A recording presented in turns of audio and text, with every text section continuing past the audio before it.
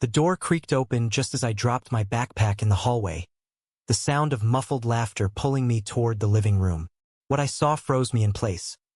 My stepfather, Mark, with his arms wrapped around my best friend Jordan. Their lips pressed together in a kiss that shattered everything I thought I knew. My heart pounded like a drum in my chest as I backed away, the betrayal hitting me like a freight train. How could the man who'd raised me for the last 10 years, and the guy I trusted with my deepest secrets, do this behind my back? I didn't scream or storm in. Instead, I slipped out quietly, my mind reeling as I wandered the streets of suburban Chicago, the autumn leaves crunching under my feet like broken promises.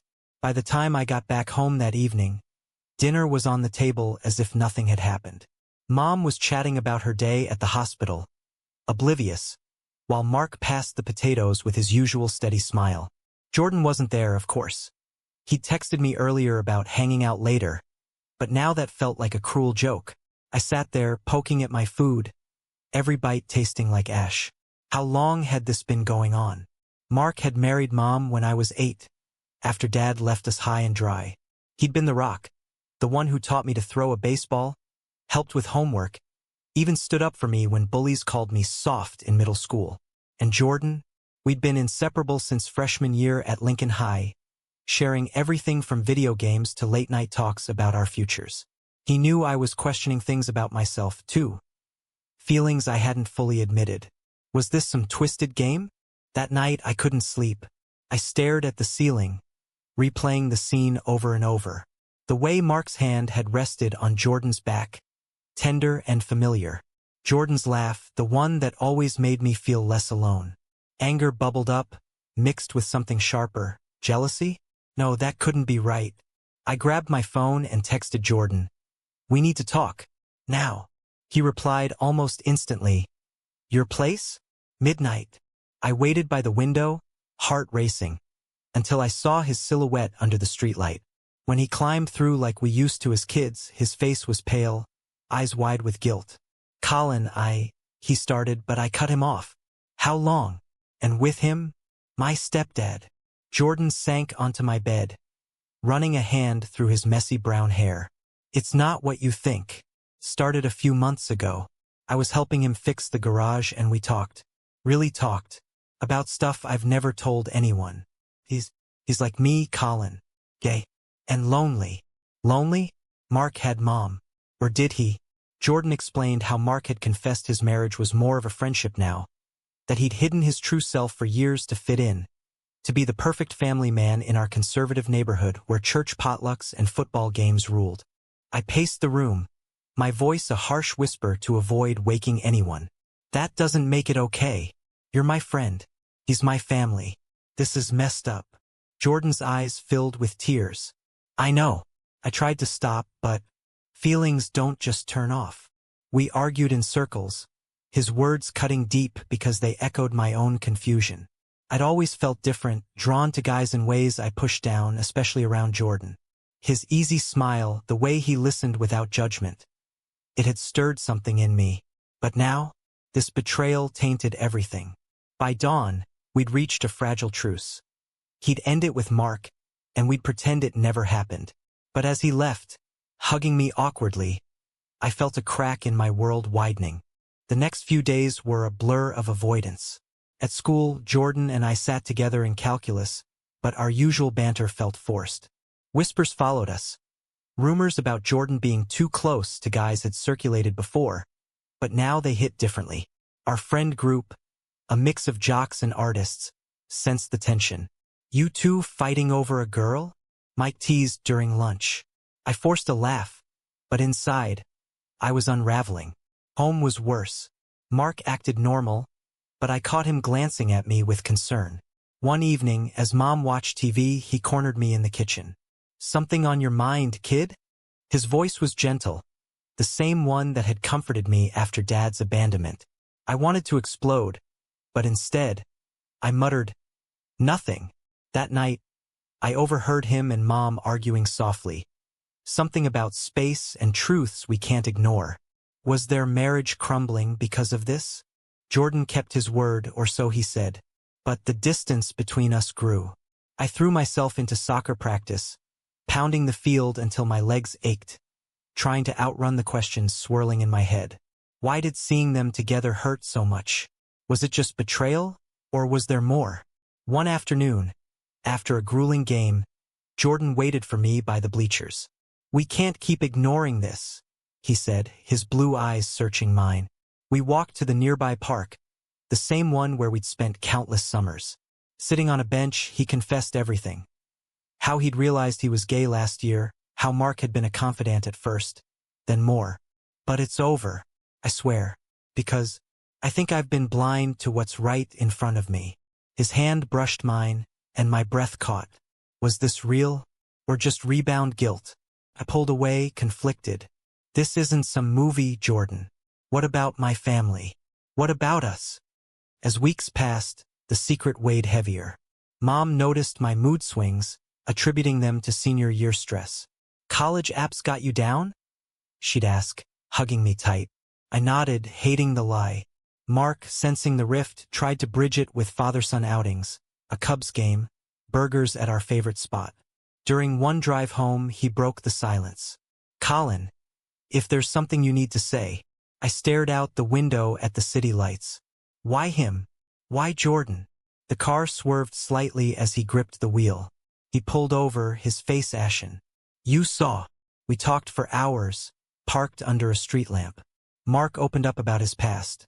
Growing up in a small town where being gay meant isolation. Marrying Mom out of love but not passion. Staying for me. "I never wanted to hurt you, Jordan. It was a mistake. But it made me realize I can't live a lie anymore."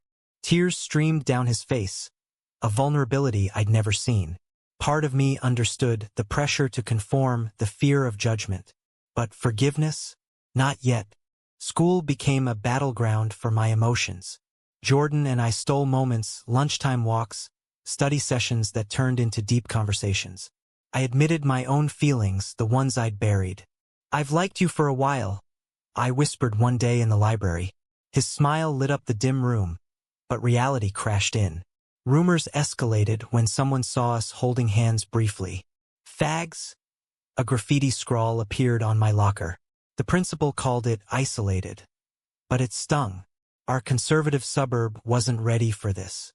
Friends divided, some supportive, like Sarah who said, "Love is love," others distant, muttering about family values.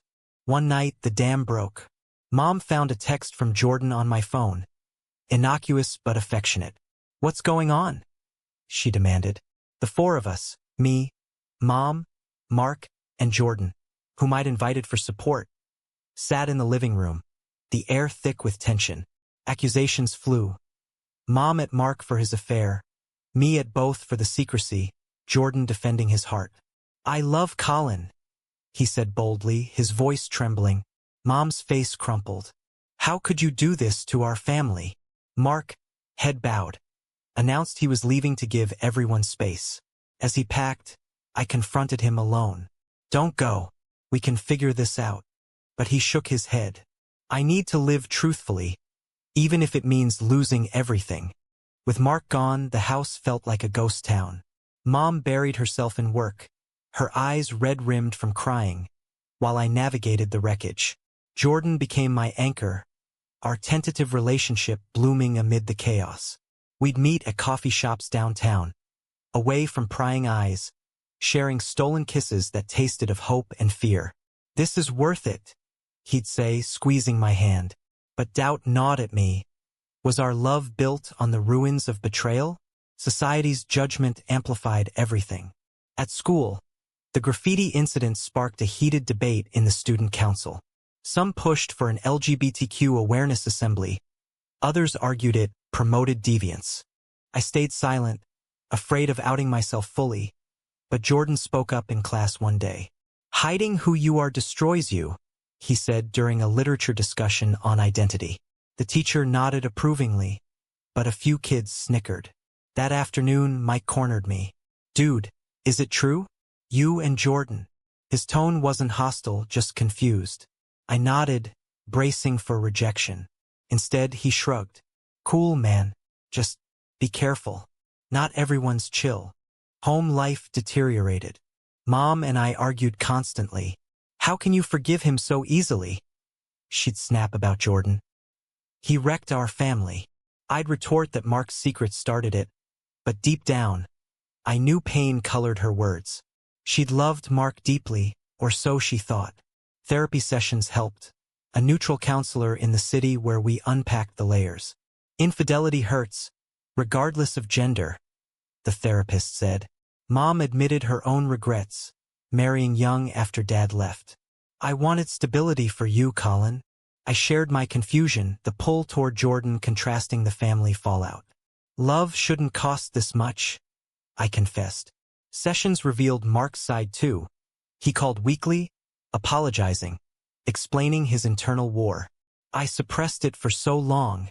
It exploded. Hearing his vulnerability softened me, but Mom remained guarded.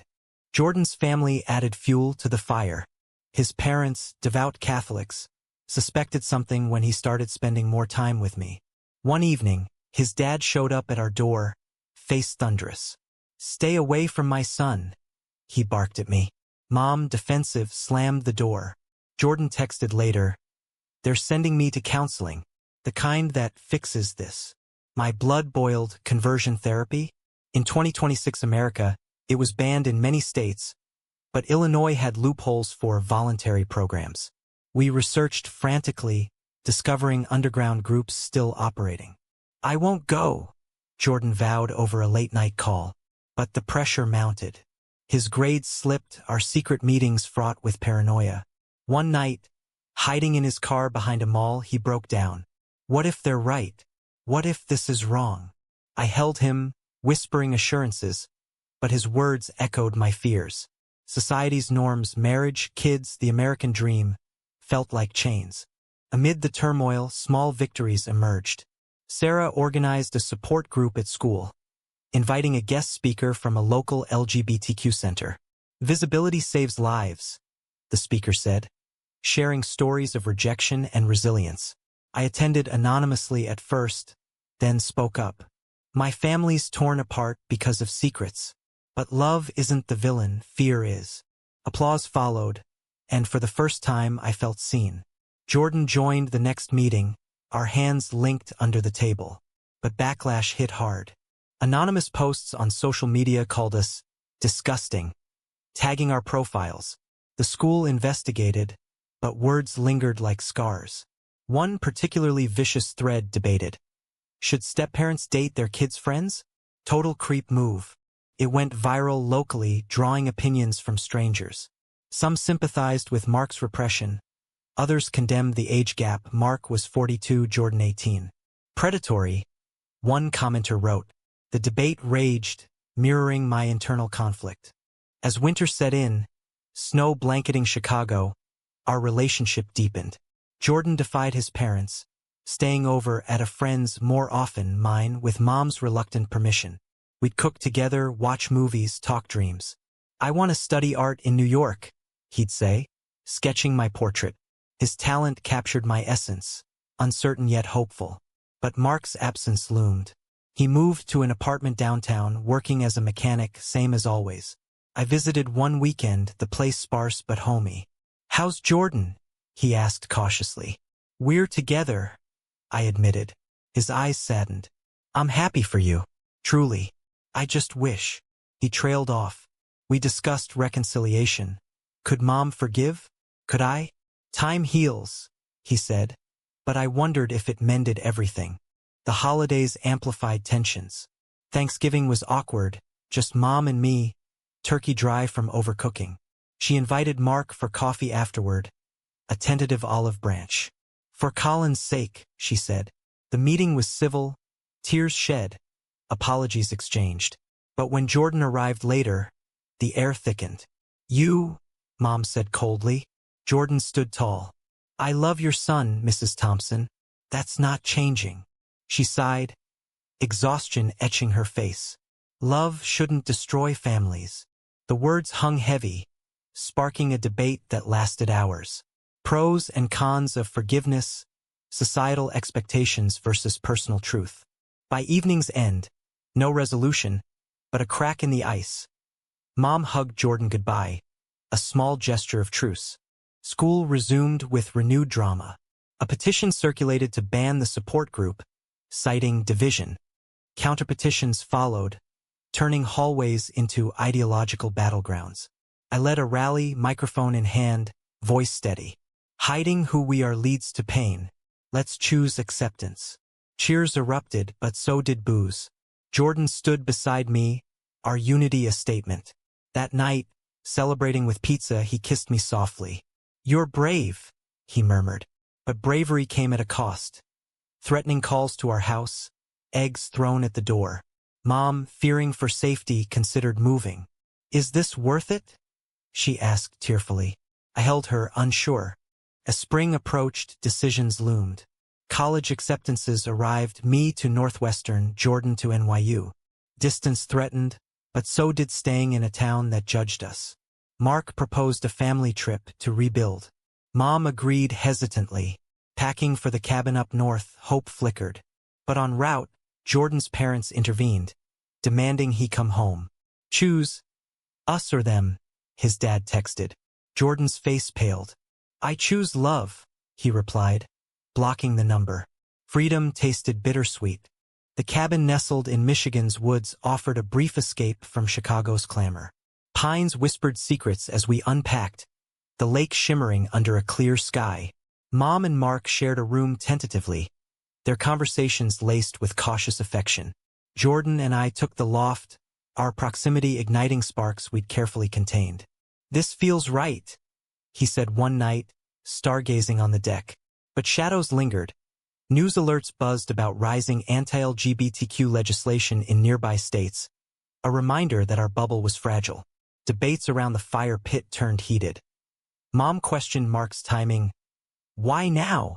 After all these years? He admitted societal pressure had silenced him.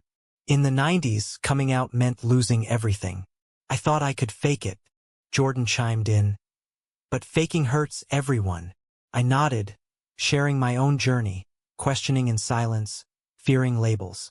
The talks peeled layers, revealing vulnerabilities. Mom confessed her blindness. I ignored the signs because I wanted the perfect family. By week's end, bonds mended slightly, laughter returning like an old friend. Back home, reality crashed. Jordan's parents disowned him, cutting off tuition. You're dead to us, his mom's voicemail spat. He crashed on our couch, devastated yet defiant. I'll work my way through college, he vowed. I helped with job applications, barista gigs, tutoring. Our relationship strengthened through adversity, but resentment brewed. They raised me, then tossed me aside, he'd say bitterly. Support from the LGBTQ Center helped, scholarships, counseling. A mentor, an older gay man named Tom, shared his story. Disowned in the 80s, now thriving. Family isn't always blood, Tom advised. Jordan absorbed it, but pain etched his features. School intensified the drama. The petition battle culminated in a board meeting, parents packing the auditorium. Protesters waved signs, "Protect our kids" versus "Equality now." I testified, voice shaking. Denying support groups denies humanity. Jordan followed, recounting his family's rejection. This could save lives. Applause clashed with jeers. The board voted to keep the group, a win amid losses. 2 kids dropped out due to bullying. Online, the local forum exploded with opinions. Kids experimenting? Blame the parents. One post defended us. Love doesn't discriminate. The divide mirrored national tensions, with elections looming and rhetoric heating up. Mark and Mom's reconciliation progressed slowly. Dates turned into overnights, but trust rebuilt brick by brick. I still love you, she told him one evening. He proposed therapy together, committing to transparency. I watched, hopeful yet wary. Jordan's presence in our home stirred mixed feelings. Mom warmed gradually, baking his favorite cookies as a peace offering. Your family now, she said softly. But external pressures mounted. A neighbor petitioned against immoral influences, citing our situation. Anonymous letters arrived. Get out, perverts. Mom stood firm, hanging a rainbow flag in the window. This is our home. As graduation neared, choices crystallized. Jordan deferred NYU, opting for community college to stay close. "I can't leave you," he said. I argued for his dreams, but he insisted. Our love deepened, walks along Lake Michigan becoming confessions. "You saved me," he'd murmur. But guilt nagged. Had my discovery forced this path? One stormy night, doubts surfaced. "What if we rushed this?" I asked. Jordan cupped my face. "No, this is real." His certainty anchored me. Summer brought new conflicts. A family reunion on Mom's side loomed, conservative relatives gathering in Indiana. Should we tell them? Mom fretted. Mark suggested honesty. We arrived, tensions palpable. Aunt Karen, Bible in hand, cornered Mark. "Heard about your indiscretion." He owned it. "I'm gay, and I'm done hiding," gasps echoed. Uncle Bob defended. "Times change." But Grandma wept. "What about the grandkids?" I spoke up, introducing Jordan as my boyfriend. Silence fell, then chaos. Some hugged us, others left early. The split fractured family ties, emails flying with scripture quotes versus support links. "Is blood thicker than water?" one cousin asked. The debate raged, leaving scars. Jordan's job at a downtown cafe exposed him to more bigotry. A customer refused service from "that queer kid." Management backed him, but incidents piled up. "Why fight?" he'd ask wearily. I reminded him of our rally wins. We volunteered at pride events, marching in Chicago's parade, flags waving. Empowerment surged, but so did threats. Eggs at the car, slashed tires. Police dismissed it as pranks, but fear crept in. Mark's move back home marked progress. Boxes unpacked, he and Mom renewed vows privately. "Second chances," he toasted. Jordan moved in officially, our room a sanctuary. But harmony was fleeting. A leaked article in the local paper detailed our scandalous family. Stepdad's affair, son's relationship. Comments poured in, disgraceful to inspirational. The exposure invited media attention, a reporter requesting interviews. We declined, but the spotlight intensified scrutiny. As fall approached, college beckoned. I commuted to Northwestern, Jordan to classes nearby. Distance tested us minimally, but emotional strains persisted. Therapy revealed lingering resentments. My jealousy of Mark and Jordan's past, his fear of abandonment. "We choose each other daily," the counselor said. It rang true. A pivotal moment came at a community forum on LGBTQ rights. Opponents argued traditional values. Proponents shared stories. I debated a vocal critic, logic clashing with emotion.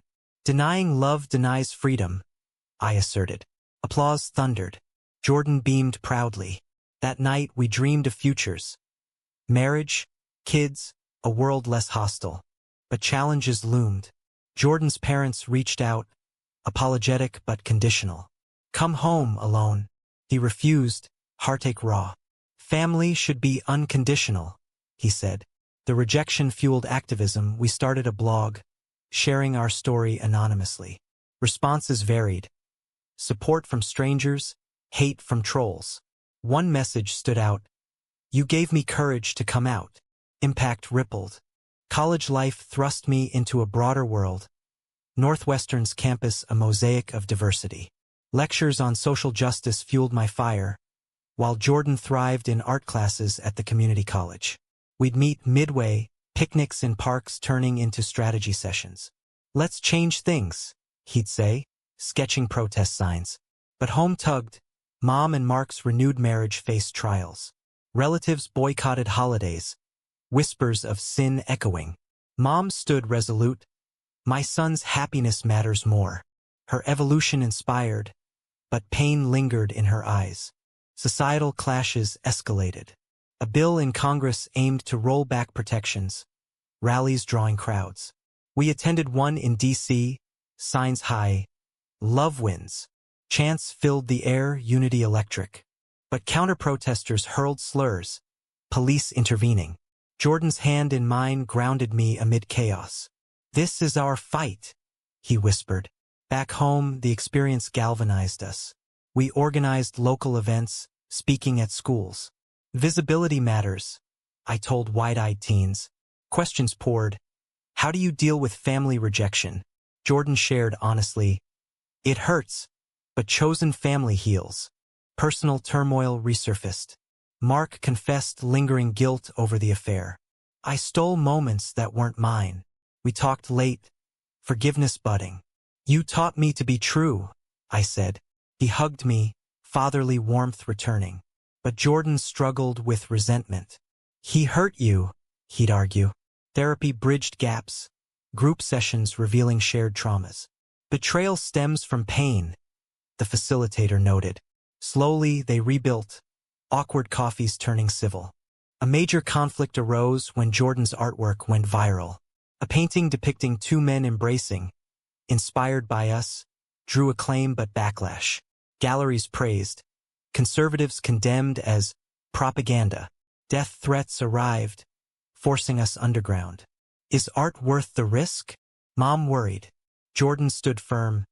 Silence is worse. The controversy sparked national debate.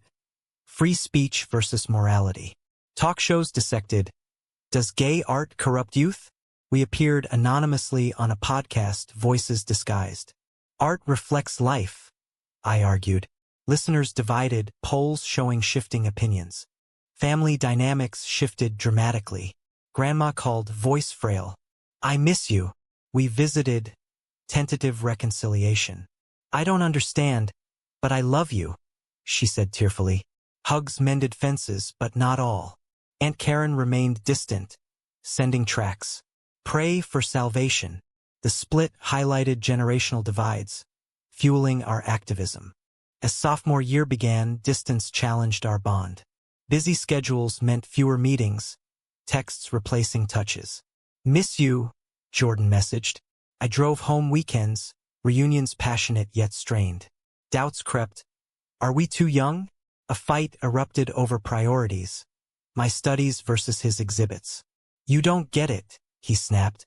Hurt, I stormed out. Reconciliation came via heartfelt letters, vulnerabilities bared. You're my world, he wrote.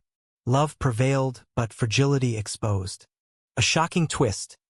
Mark's ex from college resurfaced, openly gay now. Old flames, he joked, but Mom tensed. Jealousy flared, arguments ensuing. History repeats? She accused. Mark reassured, but trust wavered. I mediated. Learn from past. The incident underscored ongoing struggles, monogamy, honesty in queer relationships under scrutiny. Jordan's career soared. A scholarship to NYU reigniting dreams. Go, I urged, hiding heartache. He hesitated. Without you, we planned long distance, but fears mounted. What if we drift? Parting at the airport, tears flowed. This isn't goodbye, he promised. Months apart tested resolve. Video calls sustained, but loneliness gnawed. Campus temptations, parties, flirts, tempted, but loyalty held. Jordan shared NYC adventures, envy mixing pride. A visit during break rekindled fire, but reality bit, costs time. Is this sustainable? We pondered. Backlash peaked when our blog was doxed. Identities revealed. Harassment intensified, campus protests, home vandalism. Police involved, but perpetrators elusive. Why us? Mom cried. Mark fortified the house, community rallying. Allies outnumbered foes, petitions circulating. In the storm's eye, I reflected on choices. Had discovery led to growth or destruction? Therapy affirmed. Pain births change. Jordan returned for holidays, commitment renewed. Distance makes the heart stronger. A climactic event. A national conference on LGBTQ families. We presented our story, audience rapt. Questions challenged. Was the affair justifiable? Debates ensued, perspectives clashing. Repression excuses nothing, one said. Compassion matters, another countered. The experience solidified our path. As graduation loomed for Jordan, proposals swirled.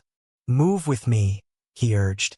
I weighed options, career in Chicago versus love in NYC. Family pleaded stay, but heart pulled east.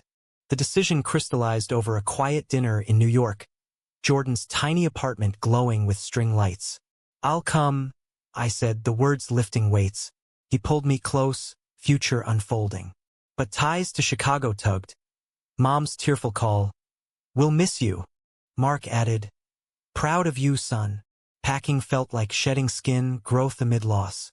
Settling in Brooklyn, we navigated urban chaos, subway commutes, diverse neighbors. Jordan's art flourished, galleries showcasing. I pursued journalism, writing on queer issues. Our story inspired articles, debates sparking. Redefining family, one headline read. But challenges persisted, high rents, cultural shocks. Arguments over finances tested, but communication mended. Reunions with family bridged gaps. Mom and Mark visited, touring proudly. "You've built something beautiful," Mom said, hugging Jordan. Past wounds scarred but healed. Grandma sent care packages, acceptance growing. Activism continued, marches addressing ongoing rights erosions. "Fight never ends," Jordan noted. We mentored youth, sharing lessons, authenticity over conformity. Years blurred, milestones marking. Engagements, a simple wedding in Central Park, friends cheering. Adopting a child later, navigating biases. "Is 2 dads enough?" skeptics asked. We proved yes, love abundant. Reflecting, the journey from that fateful discovery to here seemed inevitable yet improbable. Betrayals birthed truths, conflicts forged resilience.